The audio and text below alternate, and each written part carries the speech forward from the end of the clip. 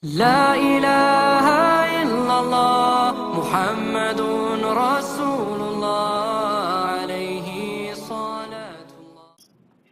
Di mana kita membicarakan tentang kisah-kisah doa orang yang dizalimi. Pada perbincangan kita sebelum daripada ini, kita dah sebut tentang mengenai kita diajar supaya dalam hidup kita ini jangan buat zalim. Dan juga kita diminta supaya membantu orang yang zalim. Dalam hadis Rasulullah sallallahu alaihi wasallam pesan pada kita, Rasulullah kata unsur akhaka zaliman atau mazluman. Bantulah saudara-saudara kamu yang dizalimi dan bantulah saudara-saudara kamu yang buat zalim. Bila sahabat Rasulullah sallallahu alaihi wasallam tanya pada Rasulullah, ya Rasulullah, orang yang kena zalim tu kami faham, maknanya memang patut dibantu. Tetapi bagaimana dengan orang yang buat zalim? Tiba-tiba kita nak bantu apa? Nak bantu apa pada orang yang buat zalim? Lalu Rasulullah sallallahu alaihi wasallam sebut, bantulah saudara kamu itu yang buat zalim itu dengan menahan dia daripada meneruskan kezaliman. Maksudnya Rasulullah sallallahu alaihi wasallam sebut, kalau kamu biarkan dia, mungkin dia akan berterusan dengan perangai dia tadi. Satu. Yang kedua, anda sebut banyak kali dalam hidup kita ni, ada orang yang buat zalim ni, dia bukan kerana yang disebut dengan kezaliman itu kerana dinamakan daripada gangguan syaitan ke ataupun pujukan syaitan untuk buat zalim. Tapi dia buat zalim ni kerana nafsu dia. Nafsu yang ingin dalam diri dia ni, dia selagi mana dia tak nampak orang yang dia tak suka tersebut dizalimi ataupun dikenakan dengan sesuatu tindakan yang berat, selagi itulah dia tak puas hati. Lalu dia akan sentiasa buat zalim dan buat zalim. Nak suruh puas hati dia. Nak suruh puas hati ni satu penyakit yang biasa terjadi di kalangan umat manusia yang buat zalim tersebut.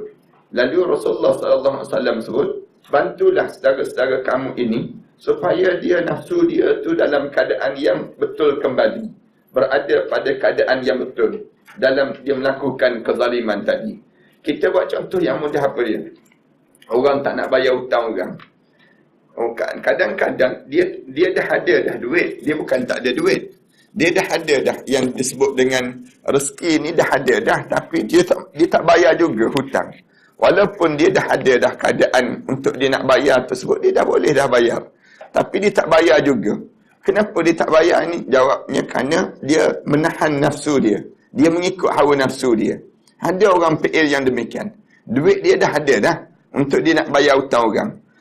Lalu bagaimana cara kitanya? Cara kita tolong dia. Tolong dia supaya membentuk nafsu dia. Bentuk nafsu dia supaya bayar hutang orang. Ini cara yang dimaksudkan oleh Rasulullah sallallahu alaihi wasallam supaya kita tolong orang yang dizalimi dan orang yang sedang buat zalim. Orang yang sedang buat zalim tersebut, kita nak suruh dianya jangan berulang lagi PL perangai yang tak baik dan berterusan dalam hidup ini.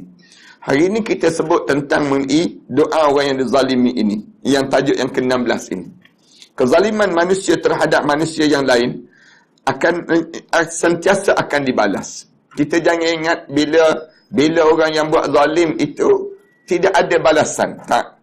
Bila siapa-siapa yang buat zalim akan dijadikan ada balasan yang Allah kenakan pada dia. Terlalu banyak kisah yang mengajar kita bahawa orang yang melakukan kezaliman akan tersungkur. Banyak dalam hadis-hadis, dalam kisah-kisah sebelum daripada ni, cerita tentang mengenai orang yang zalim ni, kesudahan dia tersungkur. Sejarah tak ada lagi orang yang zalim. Di sejarah dia yang dilalui dalam hidup dia, akhirnya dia berjaya. Tak ada. Mana-mana orang yang zalim, akhirnya sudah dia tersungkur. Fir'aun, contoh yang mudah, akhirnya tersungkur. Qarun, akhirnya tersungkur. Haman, akhirnya tersungkur. Abu Jahal, akhirnya tersungkur. Maknanya, semua orang yang zalim ni, akhir dia, kesudahan dia, mesti jatuh. Ini keadaan. Kita buat Kamal Atatürk, akhirnya jatuh. Kezaliman dia. Kemudian apa dia? Nazi, kita buat contoh. Semuanya akan jatuh. Semuanya jatuh hasil daripada kezaliman yang dilakukan itu. Begitu juga dengan apa yang berlaku pada Kamal Atatürk. Yang kita buat contoh ini. Dia bukanlah daripada golongan orang-orang kafir. Bahkan dia merupakan pemimpin Islam. Anak-anak kita ni di peringkat SPM, dia belajar sejarah bapa Turki moden, disebut demikian. Bapa Turki moden digambarkan Kamal Atatürk. Dalam sejarah Islam, Kamal Atatürk ni di antara orang yang menjatuhkan khilafah Uthmaniyah pada tahun 1924 dahulu. Cuma oleh kerana Barat yang buat sejarah, Barat yang tulis sejarah, sebab tu sejarah ini perlu ditulis oleh orang Islam supaya kita tidak dikhianati. Ini ramai di kalangan kita silap kan, ramai di kalangan kita nampak. Misal contoh, kita buat contoh yang mudah, sejarah kemerdekaan negara kita. Sejarah kemerdekaan ini bukan datang daripada Tunku Abdul Rahman saja. Jangan nampak ni bapa kemerdekaan dia seorang. Berapa ramai lagi Mak Kilau misal contohnya. Kemudian Abdul Rahman Limbung di antara contoh. Ni Tok Guru, Tok Janggut, orang-orang yang melawan penjajah. Orang yang melawan penjajah ni kenapa tidak dianggap bapa kemerdekaan? Contoh, kenapa? Kerana ditulis oleh mereka yang ingin memadamkan sejarah. Sejarah Islam ini mesti ditulis oleh mereka yang memahami tentang bagaimana sejarah Islam ini sendiri.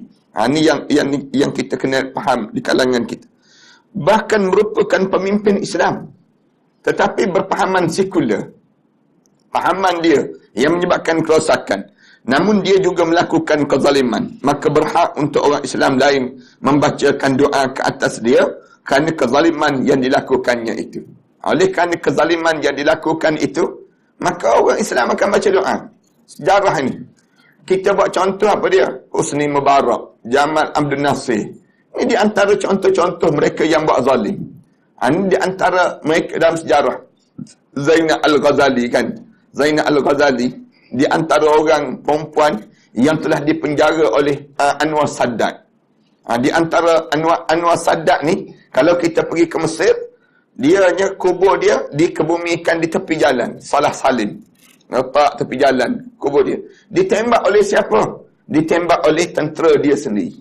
Tentera ni tembak. Tentera tu tembak bila dekat dalam perhimpunan Anwar Sadat ini. Kalau kita pergi ke Mesir tengok bagaimana dia letak kubur dia, makam dia. Kemudian dijaga sampai hari ni.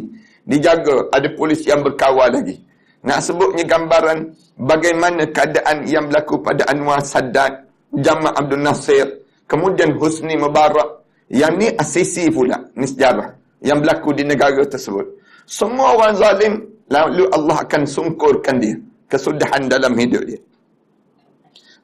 Kita tak sebut dah di kawasan negara kita, kan nanti kena gam kita pula. Cuma nak sebut ni, mana-mana orang yang zalim, dia akan melalui keadaan ini. Kita pun kena belajar lah dalam hidup kita. Jangan kita menjadi senarai-senarai orang yang akan disebut simbol kezaliman, simbol pengkhianatan. Bila kita buat satu benda, tiba-tiba mencengkam, kena pada orang lain, maka dia akan disebut dan diulang di antara nama-nama yang sentiasa buat khianat dan buat khianat pada seorang ini sendiri. Maka kita dapat melihat bagaimana kematiannya dalam keadaan yang hina kerana kezalimannya terhadap umat Islam di bumi Turki. Ini kezaliman yang dilakukan. Bukan itu saja, malah kita terpaksa menyaksikan berakhirnya khalifah terakhir Islam di bumi Turki kerana kekejaman pemerintahan Mustafa Kamal Atatürk itu sendiri. Ini kalau orang yang buat kajian terhadap sejarah negara Turki, dia akan dapati bahawa memang jelas-jelas kejahatan yang dilakukan oleh Kamal Atatürk ini. Selain itu, saya ingin berkongsi cerita pada membaca sebuah cerita di mana ada seorang ahli jawatan kuasa. Ini anda pernah cerita ni. Jawatan kuasa masjid yang curi duit masjid. Ini berlaku. Jawatan kuasa masjid ni cerita yang kecil saja, tapi dia menjadi pengajaran dalam hidup kita. Bila AJK tersebut, ni kita ringkaskan saja. Bila AJK ni saja, dia orang mula-mula orang tak tahu duit ni hilang. Tetapi kesnya berlaku di mana dalam keadaan akhirnya orang intai tengok. Dulu tak ada CCTV kan. Dulu tak ada CCTV ni akhir-akhir ni je. AJK yang lain tengok duit hilang dalam tabung. Lama-lama pergi intai. Ada orang mancing. Intai tengok AJK yang mancing. AJK sendiri, AJK masjid yang mancing duit masjid. Ni dia akan Lalu orang panggil. Bila panggil saja, panggil cipta yang panggil tersebut mesyuarat. Bila mesyuarat, berbincang saja, tanya, dia senyap peringkat awalnya. Peristiwa yang diceritakan pada anak berlaku, dan kemudian lepas pada tersebut, dia ni sendirinya bila dah bincang, orang lama-lama orang sebut pada dia, Tuan Haji yang curi duit. Kami tengok 2-3 orang, marah dia, dia kata, mana, siapa? Dia kata, jangan tuduh-tuduh sembarangan. Dia kata, orang bertanya pada dia, lebih baiklah Tuan Haji bayar. Kalau Tuan Haji tak bayar, Tuan Haji begini-begini, masing-masing sebut. Dia kata, bukan, dia tak percaya. Akhirnya, dia tak mengaku. Akhirnya orang kata, kalau gitu kita buat bacaan Yasin. Panggil baca Yasin ramai-ramai. Dia pun datang juga hari baca Yasin. Hari baca Yasin tu dia datang. Dia duduk juga, baca Yasin. Bila siap baca Yasin, orang tak air. Orang kata, minum air. Semua jemaah minum air. Minum air. Dia pun beratur minum juga air. Buat beraninya dia. Dia beratur dan minum air. Bila dia minum air tersebut, lepas pada dia minum saja, dia rebah, mengelupur. Dia mengelupur 2 hari 2 malam. Diusung bawa balik ke rumah. Kemudian 2 hari 2 malam lepas pada itu dia meninggal dunia. Nak sebutnya gambaran kesan daripada apa dia? Kesan daripada doa. Doa ni memainkan peranan dalam hidup kitanya. Bila kitanya buat khianat saja, Allah jadikan balasan bagi siapa yang buat khianat ini. Sebab tu Islam ajar, jangan kitanya buat benda-benda yang tak baik dalam kehidupan kita. Apa yang saya ingin sampaikan terus pada muka surat 80 tu, apa yang saya ingin sampaikan melalui kisah ini adalah larangan terhadap kita daripada melakukan kezaliman pada orang. Jangan buat khianat pada orang di kalangan kita. Ingatlah bahawa bila kita melakukan kezaliman pada seorang, maka berhati-hatilah terhadap doa orang yang dizalimi. Jangan kita buat khianat pada orang. Kerana orang ni, walaupun kita buat khianat pada dia, tak mungkin boleh selamat pada diri kita daripada doa dia. Kerana tak ada orang boleh tahan orang doa. Bila tak ada orang boleh tahan doa, maka di waktu ini dia akan mengadu pada Allah. Bila dia mengadu pada Allah, inilah yang jadi masalah. Kalau dia tak mengadu pada Allah, tak jadi masalah lagi. Tapi bila dia mengadu pada Allah, doa orang yang dizalimi, pasti Allah akan mustajabkan. Di antara doa-doa yang mustajab, yang kita kena ingatlah dalam hidup kita ni, jangan sekali-kali kita buat khianat, walaupun pada binatang. Bukannya pada orang je, pada binatang. Kita buat khianat pada binatang. Maka binatang ini akan doa pada Allah. Nak sebutnya sampai peringkat, kalaulah dalam hadis Rasulullah sebut, walaupun orang kafir, kamu buat zalim pada orang kafir, patutnya doa orang kafir Allah tak dengar lah. Tapi doa orang kafir, walaupun dia dikhianati, dia mengadu pada Allah, Allah akan mustajabkan doa. Tentang kezaliman, ni beza sikit. Bila kamu buat khianat saja, tak kira dengan siapa, hatta dengan binatang, hatta dengan orang, hatta dengan orang kafir sekalipun, Allah akan mustajabkan doa. Orang yang doa bila dikhianati dan dizalimi. Ni, manakala kita pula kalau dikhianati dan dizalimi, kita banyakkan bersabar. Banyakkan bersabar dan bertahan. Dan kita ada senjata yang kita boleh guna, iaitu doa tadi. Doa tadi menjadikan kekuatan dalam kehidupan kita. Maka berhati-hatilah terhadap doa orang yang dizalimi itu. Begitu juga dengan kisah-kisah sejarah lama yang boleh kita jadikan pengajaran. Wali Allah Sufyan Ats-Tsauri bersembunyi ketakutan daripada Abu Ja'far Al-Mansur. Ketika mana Al-Mansur berangkat ke Baitullah, pada saat yang sama Sufyan Ats-Tsauri berada dalam Masjidil Haram. Ini cerita yang berlakunya. Bila berada dalam Masjidil Haram, Sufyan berdiri sambil memegang dinding Kaabah dan menadah tangan doa pada Allah, memohon agar Abu Ja'far tidak dapat memasuki rumah Allah Subhanahu wa taala tadi.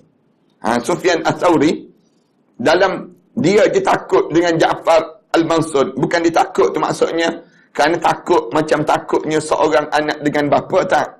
Tapi takut dengan kezaliman, kejahatan yang disebut dengan Abu Al-Mansur ini. Waktu itu dia berdiri doa kepada Allah, ya Allah, diri dalam Baitullah doa, ya Allah jangan bagi dia ni masuk, ya Allah. Jangan dia masuk di Baitullah Al-Haram. Sejurus selepas itu tiba-tiba Abu Ja'far Al-Mansur meninggal dunia di perigi Maimun. Belum sempat dimasuk kawasan Baitullah Al-Haram.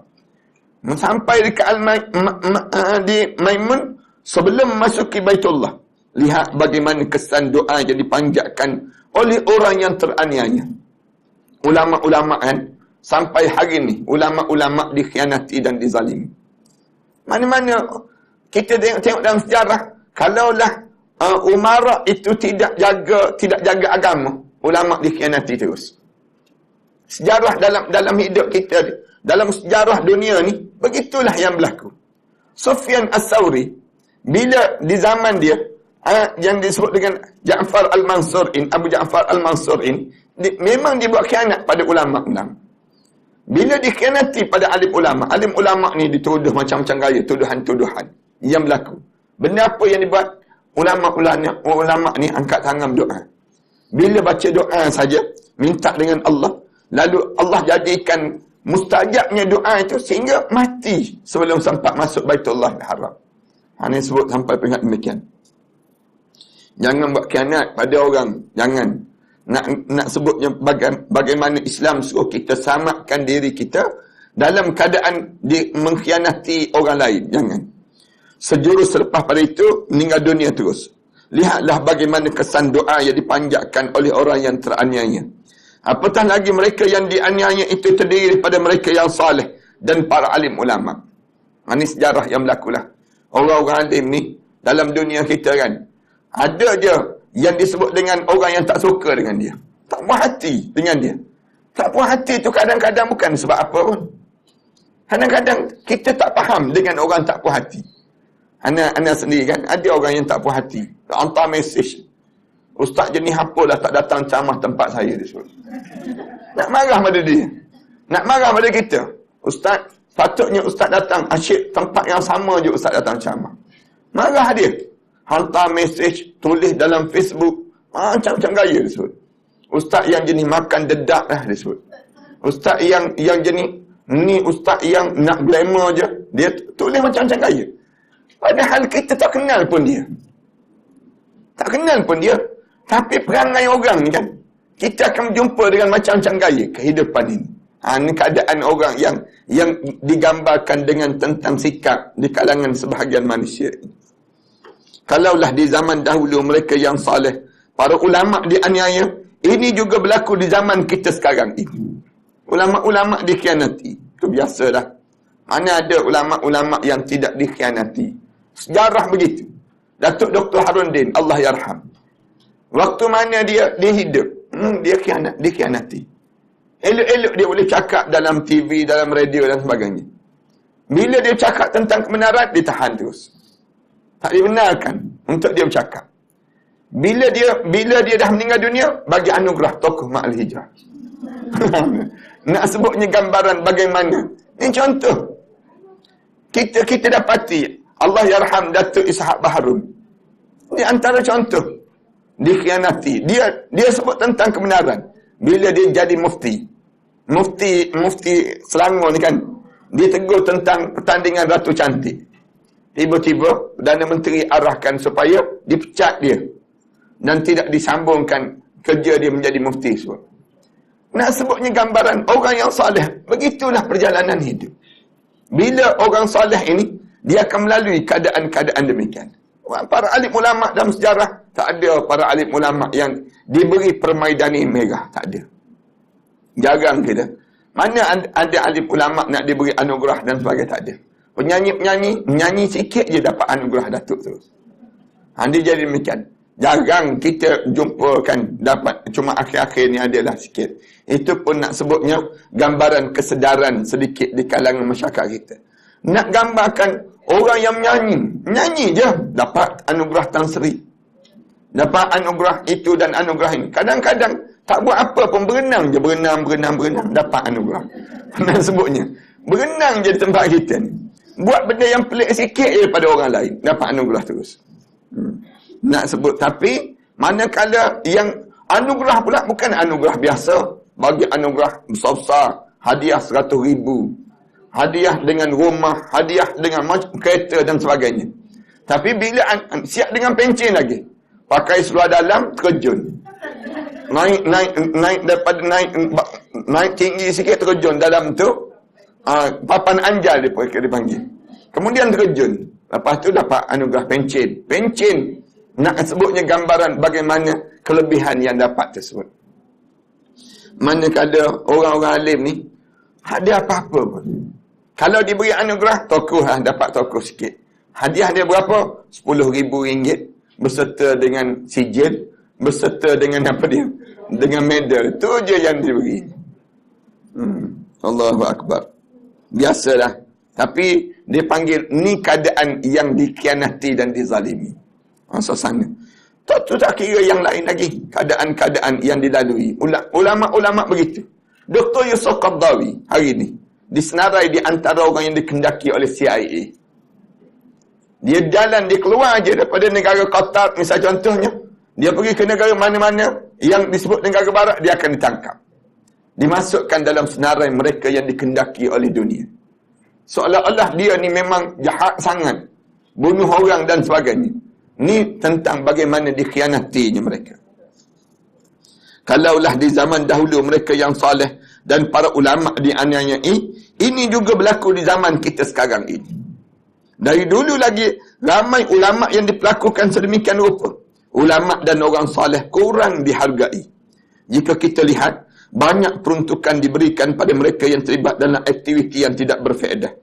Berbanding dengan program dakwah yang didokongkan oleh para alim ulama. Mana-mana kerja-kerja dakwah, tak dapat kekuatan. Dia akan hilang. Lihatlah apa yang terjadi pada dunia hari ini. Yang keadaan yang berlaku. Ana bercakap dengan apa dia, pegawai, dengan Esko. Esko tanya pegawai Jais depan Ana lah. Dia kata berapa zakat Selangor bagi pada peruntukan untuk tahun depan. Dia kata sebelum daripada ni dia beri berapa? Zakat pernah diberi banyak. Zakat ini bagi pada Jabatan Agama Islam. Bagi tahun lepas, tahun ini peruntukan 2 juta diberi.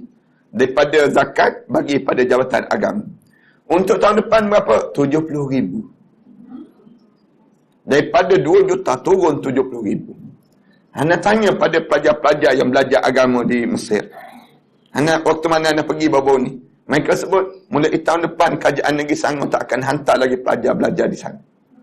Belajar di Mesir. Kemudian ditanya kenapa? Kerana nak suruh belajar. Ini Ana tanya Esko sendiri. Esko kata nak suruh belajar di tempat-tempatan saja. Nak suruh kurangkan daripada yang disebut dengan kurangkan untuk kos perbelanjaan di luar negara. Padahal belajar agama tak sama dengan belajar medik. Ana sebut Datuk, belajar agama dengan belajar medik ni lain.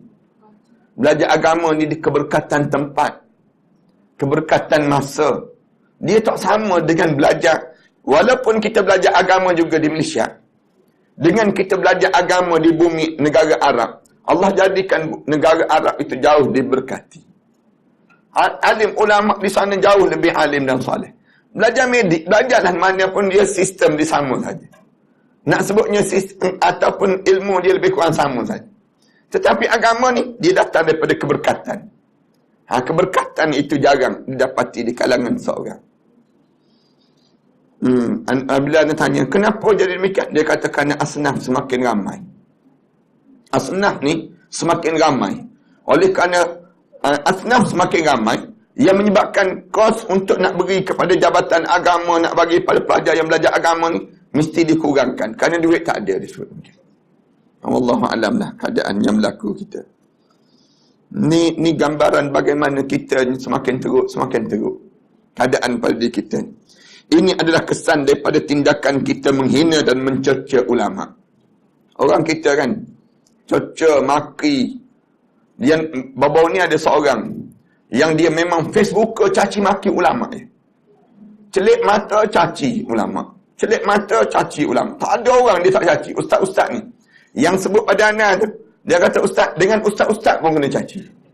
Ana kata, Ana ni biasalah. Kalau orang lain kena caci tak akan. Kemarin dulu ke dia?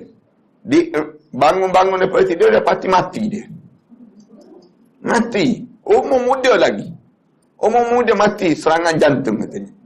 Dia adalah nama-nama, anda tak nak sebut dah, nak sebutnya. Gambaran bagaimana buka Facebook dia penuh dengan caci maki para alim ulama. Mencarut, kata dan macam-macam gaya. Tak ada tempat yang dia tak caci. Dia ni hidup dia celik mata caci maki alim ulama. Dalam hidup. Orang ni dia nak minta maaf dengan siapa? Dia bawa dengan maki-makian dia tersebut ke dalam kubur tersebut. Bila dia masuk dalam kubur, dia mati. Yang dia maki itu pun mati. Meninggal dunia juga. Allah ya raham Datuk Dr. Harundin. Dia nak minta maaf dengan siapa? Dia pun mati, Allah ya raham Datuk Harundin pun mati. Dia nak minta maaf kat mana? Dalam kubur tak ada dah. Ada peluang dah. Ini nak sebut sampai tahap demikian. Baca dalam Facebook, ada satu kubur yang meraung. Kubur yang kedengaran meraung. Orang nak buat macam mana? Kedengaran sampai atas. Raungan dia tu, kedengaran sampai ke atas. Ada satu tempat. Akhirnya orang pergi azan. Azan. Bila orang azan saja atas kubur dia, kubur tersebut barulah sayup. Hilang daripada raungan dia tersebut. Anda baca, anda tengok Allah macam-macam gaya. Suasana dia tu, dalam kubur tu, tak boleh nak tahu apa benda yang berlaku. Tapi kedengaran bunyian yang menakutkan dan mengerikan. Nak buat macam mana? Meraung dan sebagainya. Kedengaran tu orang azan. Atas kubur tu, untuk imam, orang bagi tahu kepada imam, nak buat macam mana tu imam? Tu imam kata pergi azan je lah, azan. Azan atas kubur dia. Bila azan atas kubur dia, baru sayup. Jauh kedengaran daripada yang namakan keadaan yang berlaku padanya. Orang kita ni kadang-kadang tak fikir mati. Hidup ni bila tak fikir mati, dia rasa hidup ni selesa je. Boleh buat, nak buat anak pada siapa buat. Bila dia ada kuasa, dia boleh. Dia tak fikir susahnya orang. Dia fikir pada diri dia, untuk dia selesa. Dia tak apa, orang lain susah, tak ada masalah pada diri dia. Yang ni yang menyebabkan Islam ajar, kamu jangan buat zalim pada orang. Zalim pada orang pun tak boleh, orang kafir pun tak boleh, binatang pun tak boleh. Jangan terlibat dengan kezaliman ini. Bukan itu saja, kita turut tidak memuliakan mereka dan mempelekehkan tugas mereka. Apa yang berlaku pada zaman kita hari ini telah pun berlaku pada zaman sebelum daripada kita lagi. Seperti apa yang terjadi pada Sufyan As-Sawri pada zamannya. Sufyan As-Sawri adalah antara waliullah yang Allah anugerahkan kelebihan dan keistimewaan hebat kepada mereka. Daripada doanya itu, orang yang menzaliminya itu telah sengsara sehingga menyebabkan kematiannya. Allah jadikan daripada doa mereka. Begitu juga dengan kisah Imam Ahmad bin Hanbal. Imam Ahmad bin Hanbal, seorang yang warak dan mempunyai pengikut yang ramai. Dan dia mempunyai mazhab yang sendiri. Warak dia. Beliau juga pernah diseksa dan dizalimi oleh sang penguasa. Beliau ditangkap dan dipenjara. Malah beliau turut diseksa dengan beberapa sebatan. Yang mana setiap kali mana disebat, kulit padanya, tubuh badannya tercabut. Setiap kali mana kena sebat. Setiap kali. Punca je berkelahi dengan pemerintah. Al-Quran ni makhluk ke tak makhluk? Tu je. Oleh kerana dia berpandangan bahawa Al-Quran ni makhluk. Mana beza dipanggil. Dalam keadaan pandangan demikian, tak puas hati. Bila penguasa tak puas hati, akhir penjara. Tangkap dan penjara. Bila tangkap dan penjara, bukan sekadar itu, seksa pula Imam Ahmad bin Hanbal. Bila seksa Imam Ahmad bin Hanbal, setiap kali mana nak kena sebat ni, Imam Ahmad bin Hanbal ni, ni disebut. Namun setiap kali mana Imam Ahmad bin Hanbal itu berkata, setiap kali mana nak sebat saja, dia akan menyebut ayat Al-Quran. Lan yusibana illa ma kataballahu lana. Kullan yusibana.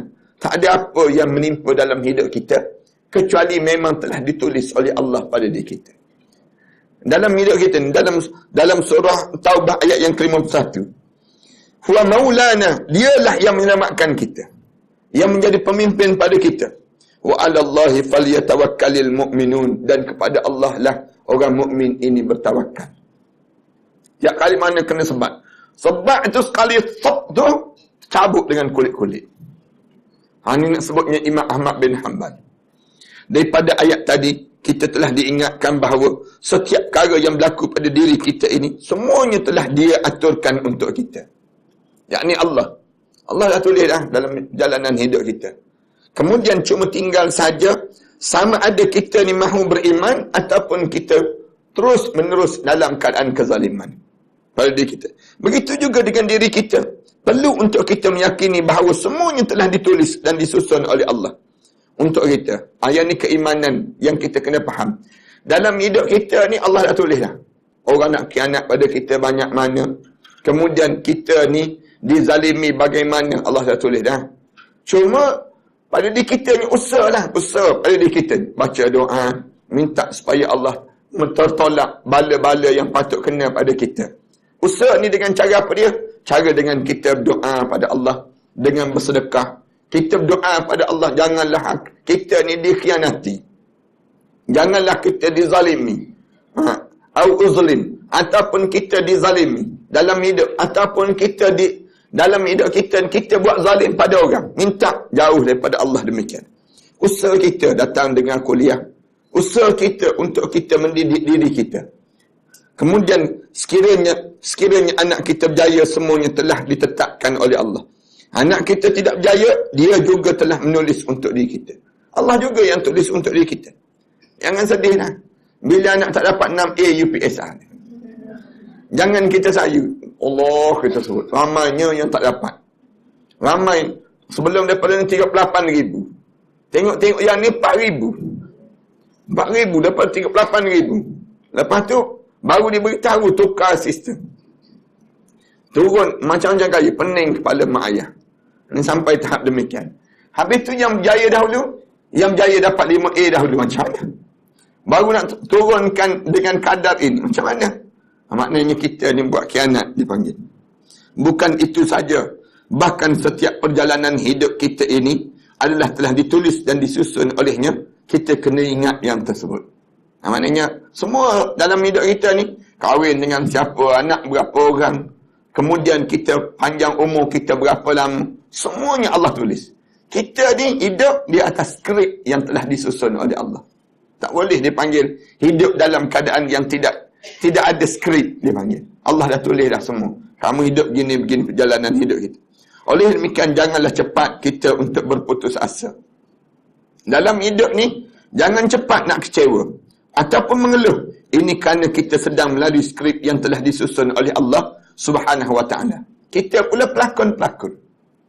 Menjadikan betul ikut skrip tadi. Kita ni ikut je yang telah disusun oleh Allah. Kita hanya perlu melaluinya sahaja. Dengan siapa kita berkahwin, berapa orang anak yang kita akan perolehi, semuanya telah disusun oleh Allah. Jangan sayu dan jangan sedih dalam hidup kita. Kita orang berhutang dengan kita tak bayar banyak mana. Kemudian orang ambil duit kita banyak mana. Semua kita kena lalui dalam hidup kita.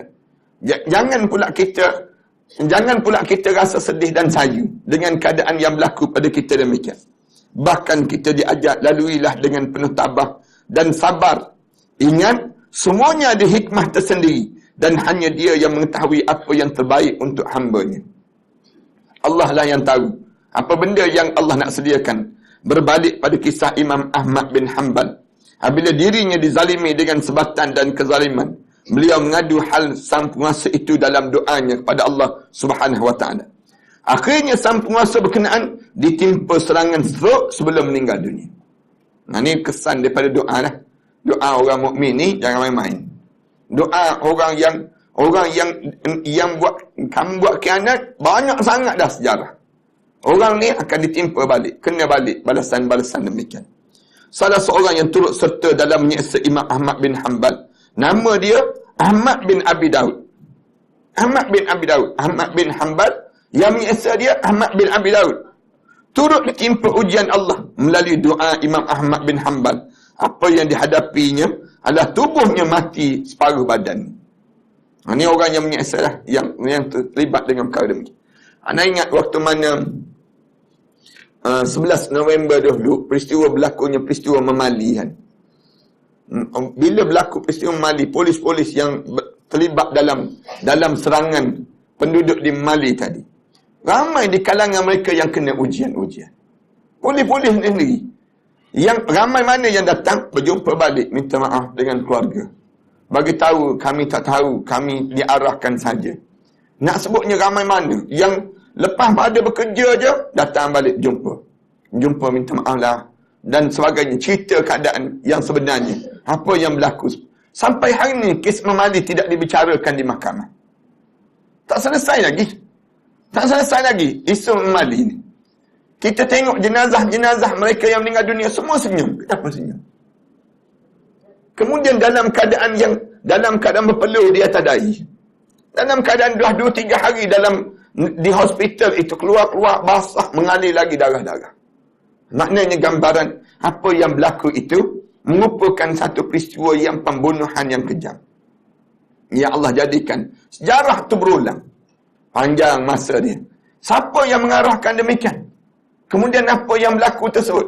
Allah tunjukkan sekarang. Tunjukkan sekarang. Dibalik-balikkan sejarah ini. Kita tak sangka langsung. Tun Dr. Mahathir boleh berubah begitu.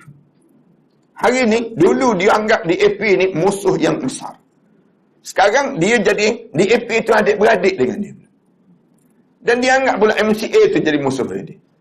Ni tengok bagaimana tukar di kalangan mereka ni. Allah tukarkan. Ni faham, buat faham lah. Tak faham, tak tahu lah. Dia, sejarah dia dipanjang sangat. Hasil daripada doa Allah yarham Ustaz Fadilna. Allah yarham Ustaz Fadilna doa, ya Allah panjangkanlah umur Perdana Menteri ini, biar dia nampak sendiri kezaliman apa yang dilakukan. Allah jadikan mustajab doa tersebut. Sampai hari ini dia boleh lihat apa yang sedang berlaku. Segala orang yang dilantik, yang dia sokong tadi, akhirnya membawa rebah pada diri dia. Dia pula yang bawa. Dulu dia yang marah kepada demo dan sebagainya. Sekarang dia datang pula. Dia pula yang bawa keadaan demikian. Keadaan apa yang sedang berlaku? Ini kedahsyatan yang sedang dilalui di saat ini. Ini keadaan yang dia kata, benar apa yang sedang berlaku? Kalau tidak, kerana Allah sedang tunjukkan. Allah sedang balik-balikkan keadaan yang sedang berlaku ini sendiri. Apa yang dihadapi dan keadaan yang berlaku ini.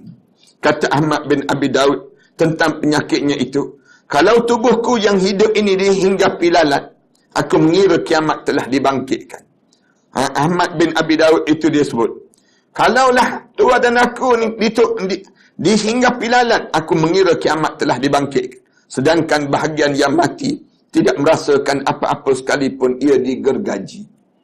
Ini sebutnya sakit, tak rasa apa-apa. Dia tubuh badan dia kena demikian. Begitulah hebatnya doa Imam Ahmad bin Hanbal kepada mereka yang menyebat tubuh badan dia tersebut, kena sampai tahap demikian. Ini keadaan. Jangan buat khianat pada orang yang melakukan kezaliman ini. Jangan buat khianat pada orang dalam keadaan kita buat zalim. Berhati-hati dengan doa orang yang dizalimi ini. Doa mempunyai kesan yang cukup hebat dalam hidup insan. Apatah lagi doa yang dipanjatkan orang yang dizalimi oleh manusia lain. Begitu juga yang menimpa pada bekas pemimpin Israel, Ariel Sharon. 2 hari sebelum dia komah, dia telah bermimpi bahawa dirinya telah diikat oleh rakyat Palestin dan tubuhnya diheret di atas batu yang tajam. Yang ni yang berlaku pada Ariel Sharon. Sebelum daripada dia kena stroke yang teruk itu, akhirnya menjadi mayat hidup. Dia tu sendiri tu, Ariel Sharon. 2, 3, 4 tahun. Jadi dalam keadaan yang cabut saluran pernafasan ini, bantuan tu hidup lagi. Hidup tu hidup dalam keadaan yang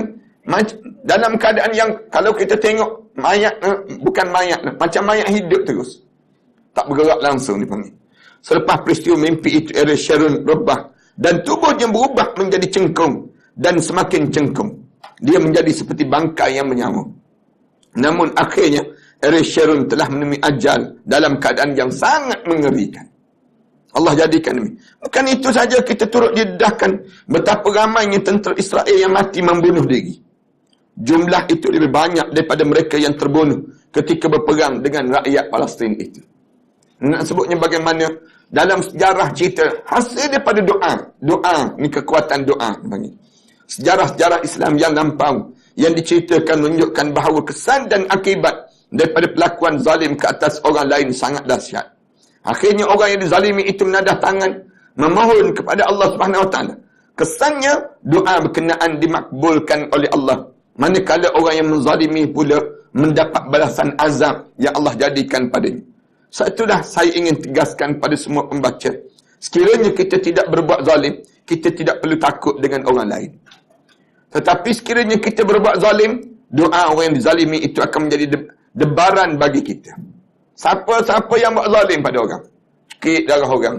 Ni kan, GST ni, cekik darah dia panggil. Di antara kecekikan darah dia panggil. Dia panggil. Yang sedang terjadi. Buat zalim je, tunggulah. Tunggu. Allah kenalkan. Jangan kita buat khianat. GST ni, tak kira orang kaya ke orang miskin ke kena. Kena semua. Nak sebutnya sampai tahap demikian. Ni jangan ingat.